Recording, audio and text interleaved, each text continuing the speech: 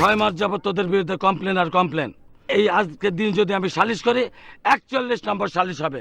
তোদের বিরুদ্ধে অভিযোগ আম গাছ থেকে আম চুরি করস, জাম গাছ থেকে জাম চুরি করস, মুরগি চুরি করস, ছাগল চুরি করস, এমনকি দুধ চুরি করস। এই মন্টু আর কিছু আমাদের এই গ্রামটারে পচায় ফেলাইছে।